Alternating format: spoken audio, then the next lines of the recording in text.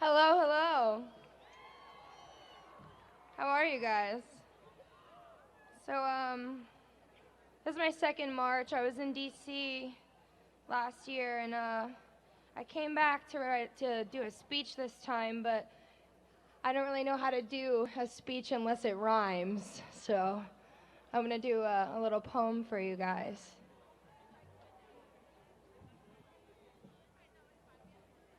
It's 2009, and I'm 14, and I'm crying.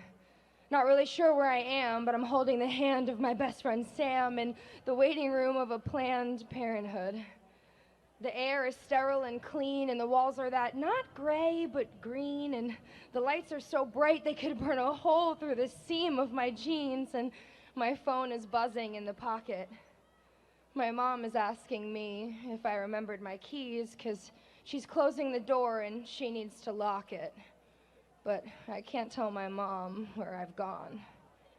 I can't tell anyone at all. You see, my best friend Sam was raped by a man that we knew because he worked in the after-school program.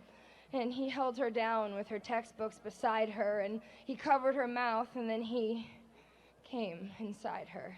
So now I'm with Sam at the place with a plan, waiting for the results of a medical exam, and she's praying she doesn't need an abortion. She couldn't afford it, and her parents would, totally kill her. It's 2002, and my family just moved, and the only people I know are my mom's friend Sue and her son.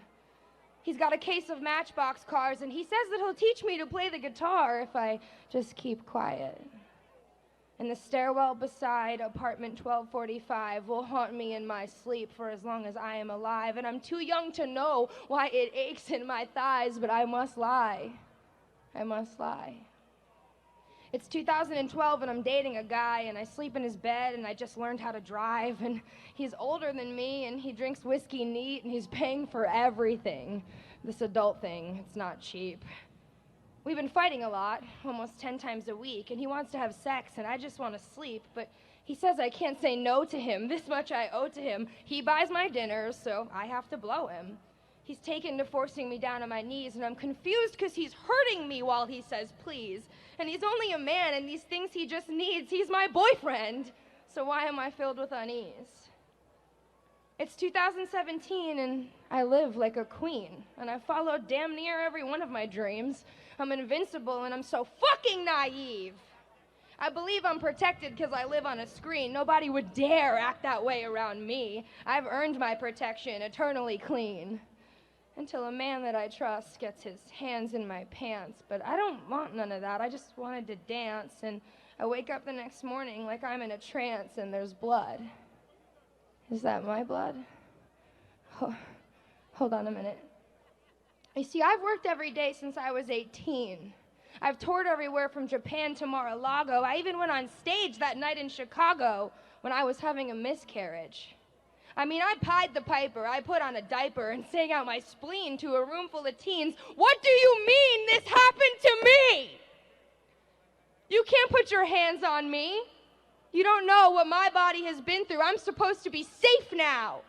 I earned it. It's 2018, and I've realized that nobody is safe long as she is alive. And every friend that I know has a story like mine. And the world tells me we should take it as a compliment.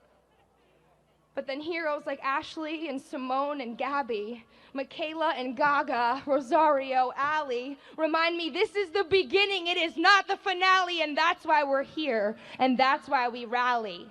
It's Olympians and a medical resident, and not one fucking word from the man who is president. It's about closed doors and secrets and legs and stilettos from the Hollywood Hills to the projects and ghettos, when babies are ripped from the arms of teen mothers and child brides cry globally under the covers, who don't have a voice on the magazine covers. They tell us take cover.